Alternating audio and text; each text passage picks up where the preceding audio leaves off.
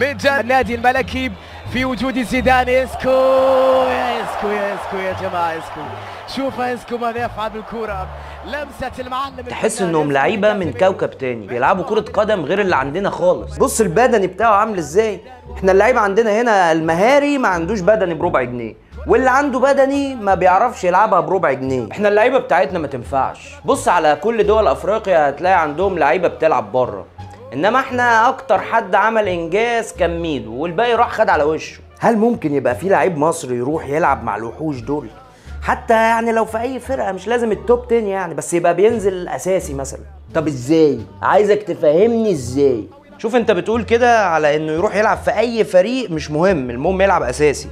امال لو قلت لك بقى انه يبقى لعيب مصري ويروح يلعب في فريق زي ريال مدريد ولا برشلونه ولا مانشستر ولا ليفربول ويجيب اجوان كمان، هتقول لي ايه بقى؟ هقول لك كلام عيب مش هينفع اقوله. يا ابني ده اخرنا وده مستوانا، المنظومه كلها غلط. كل حاجه في الكوره بتتعمل غلط في غلط، عمرها ما هتطلع لعيب نص حتى اللعيبه دي. اهو ده بقى مصري، قول اقسم بالله. اقسم بالله. وفي روما حته واحده؟ في روما يا عم حته واحده، بس ده طبعا مولود بره وابوه وامه بس هم اللي مصريين. لا بقى ده مولود في مصر. يبقى سافر بقى وهو صغير خالص وعاش وتربى هناك. لا كان في المقاولين ولعب في الدوري المصري وبعد كده احترف. يا عم انت بتقول خيال علمي، خلي بالك. اوبا ده جاب جون، ده حوار بقى. بس مش ده اللي راح تشيلسي وما فلحش ومشي؟ يا عم تشيلسي مين بس اللي هياكل معاهم؟ هو حلو علينا قوي كده. الدوري الايطالي برضه مش وحش. انا بس كان نفسي يلعب في تشيلسي، يعني حتى لو كان بينزل كل ماتش في اخر نص ساعه، بس كان يعمل اي تغيير. كان نفسي يبقى عندنا لعيب كده في نادي كبير زي تشيلسي. بس واضح ان انا شطحت شويه. مشكلته انه مش حريف، هو مجرد سريع بس كده وشكرا. هو لو خد له سنتين ثلاثه ورجع هيبقى الدنيا كده تمام. حلو قوي كده عليه يا عم، ده اعجاز علمي. ده بقى خيال علمي اللي بيحصل ده، هي سر السجده. ماشيه معاه بركه اقسم بالله. بس انا مش مصدق يا جدعان، عندنا لعيب بيلعب في الدوري الانجليزي وفي ليفربول وهداف الدوري الانجليزي في اول موسم ليه.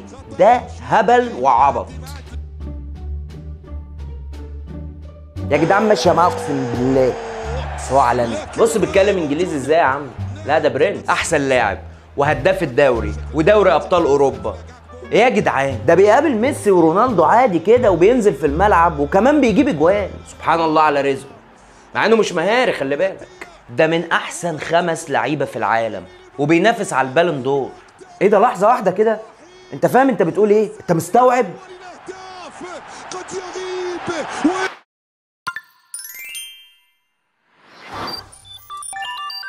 محمد صلاح أسطورة الكرة المصرية والعربية اللي خلصنا فيه كل الكلام. بس أنا بقى مش جاي أعيد النهاردة في الكلام اللي اتقال، أنا هتكلم معاكم في زاوية مهمة جدا في قصة نجاح محمد صلاح. مبدئيا كده الناس اللي شايفة محمد صلاح بقى محمد صلاح بالصدفة وبالحظ، دي ناس أنا مش هينفع أتكلم معاهم أساسا. والناس اللي مش عاجبها محمد صلاح برضو مش هتكلم معاكم. اللي عمله محمد صلاح أكبر من فكرة الكورة، الموضوع كبير يا جماعة. خلونا نبدأ بحاجة اسمها البنش مارك، وده عبارة عن سقف أحلامك. يعني مثلا أي طفل كان بيحلم يبقى لعيب كورة، كان بيحلم يلعب في الأهلي أو في الزمالك، وكده يبقى أعظم حاجة ممكن يوصل لها. اللي كانت دماغه جامدة بقى وبيحلم إنه يحترف، كان بالنسبة له أي نادي بس المهم يلعب أساسي. مفيش بقى بعد كده، وده آخر الأحلام. مفيش أصلا منطقة أعلى من كده عشان يحلم إنه يوصل لها. محمد صلاح بقى نور المنطقة اللي أعلى من كده، فكل العيال دلوقتي بقت بتحلم إنها تبقى محمد صلاح أو أكتر كمان، أو إنه يبقى احسن لعيب في العالم، مجرد بس انه رفع سقف الاحلام. ودي بقى نقطة في غاية الاهمية. لما تيجي تحلم في حاجة كده اسمها think big، فكر دايما في الحاجة الكبيرة، في المستوى العالي، علشان حتى لو ما وصلتش لده تبقى قربت منه، وقتها هيبقى في فرصة انك توصل. الواقعية ملهاش علاقة بالاحلام. اوعى تخلي حد يقولك احلم يا حبيبي، بس خليك واقعي عشان ما تتصدمش. لا ما تبقاش واقعي واحلم براحتك. هو محمد صلاح كان واقعي لما كان بيلعب في المقاولين وكان بيحلم بالدوري الانجليزي؟ البيج رامي كان واقعي لما حلم انه ياخد مستر اولمبيا؟ الواقعيه للتقييم. يعني لما تيجي تقيم نفسك خليك واقعي واعرف انت وصلت فين ومن غير ما تبالغ. لكن في الاحلام احلم براحتك. الطفل لما بتيجي تسأله نفسك تطلع ايه بيقولك نفسه في ايه من غير ما يحط اي اعتبار لاي ظروف او اي عوائق. عاوز تطلع ايه يقولك عايز اطلع طيار، من غير بقى ما يفكر ان لازم اعمل واعمل واعمل والظروف والدولة والبلد والناس. الكلام ده كله ما بيجيش في دماغه. عندنا مشكلة ان الاحلام بتموت وهي لسه بتتولد. تلاقيه قاعد كده بيفكر انه يحلم يبقى حاجة معينة، وهوب تنط في دماغه كل المشاكل والعوائق اللي تخليه يقفل الباب ويقول لنفسه فك. كده يبقى عرفنا احنا نحلم زي الاطفال ونقيم نفسنا زي الكبار وبواقعية. اشطح يا باشا باحلامك. نرجع بقى لابو صلاح. في لقاء مع اسعاد يونس صلاح اتكلم في نقطة مهمة جدا جدا جدا، وهو انه كان بيتفرج على برامج اللي بتستضيف لعيبة الكرة العالميين، وقال انه كان بيقعد يركز في كلامهم وفي رحلتهم وفي الحاجات اللي قابلوها، وقعد يذاكر كل النجوم دي ازاي بتعيش وازاي بتتكلم، وايه النصايح اللي بيقولوها، وايه القصص اللي مروا بيها. ودي بقى نقطة مهمة جدا، هتلاقي في ناس كتيرة جدا بتعملها وانا واحد منهم. شوف نفسك عاوز تنجح في ايه وادخل دور على الناس اللي نجحت قبلك في المجال ده، واسمعهم وذاكرهم واسمع القصص بتاعتهم وركز في التفاصيل. النقطة دي مهمة، خد بالك. شوف الناس دي قابلت ايه وتصرفت ازاي وعملت ايه. تالت نقطة بقى والاخيرة، شوف صلاح ازاي بيتعامل مع التحديات.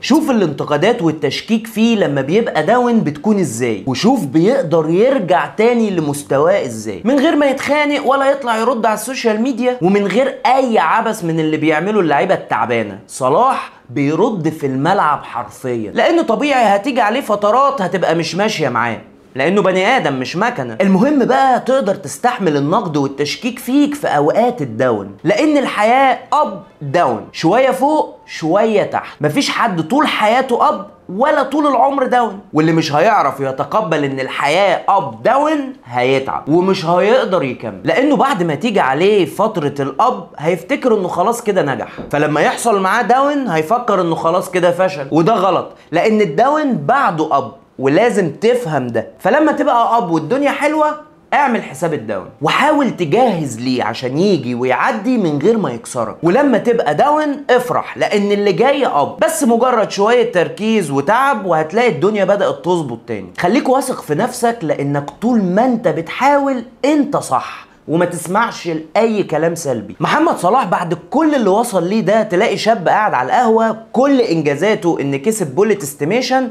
قاعد ينظر ويقول كاني وماني. فكك يا عم وركز في اللي انت بتعمله، محدش هينفعك. وخد بالك كل ما زاد نجاحك كل ما التحديات بقت اكبر واصعب. يعني التحديات اللي بتقابل اللعيب في الدرجه الثانيه غير اللي بتقابل لعيب في انبي او في سموحه، غير التحديات اللي بتقابل لعيب في الاهلي، وغير التحديات اللي بتقابل لعيب في ريال مدريد. كل ما كنت اكبر كل ما التحديات كانت اكبر. الفكره بس انك لما بتنجح بيبقى عندك القدره انك تتحمل اكتر، فبلاش تفكر بعقليه ان هتحمل التحديات وهدوس عليها بس لحد ما انجح وخلاص بقى كده مش هقابل تحديات تاني. لا يا معلم ولا يا معلمة، التحديات دي اسلوب حياة وهتفضل معاك. الفكرة انك كل ما كنت ناجح اكتر كل ما كان عندك القدرة انك تتحمل وتعدي. اوعى تقلل من نجاح حد ولا من تعب ومجهود حد، واعرف انك بتشوف الناجح بعد ما نجح ومش بتشوف المعاناة، واعرف انه مهما كان ناجح برضه بيمر بتحديات ومعاناة انت لا بتشوفها ولا بتعرف. علشان كده خليك طول الوقت بتحترم نجاح ومجهود الناس، لان محدش بينجح بالصدفة، لازم هتلاقيه تعب وساب في التراب علشان ينجح. فركز في نفسك وما تقللش من حد.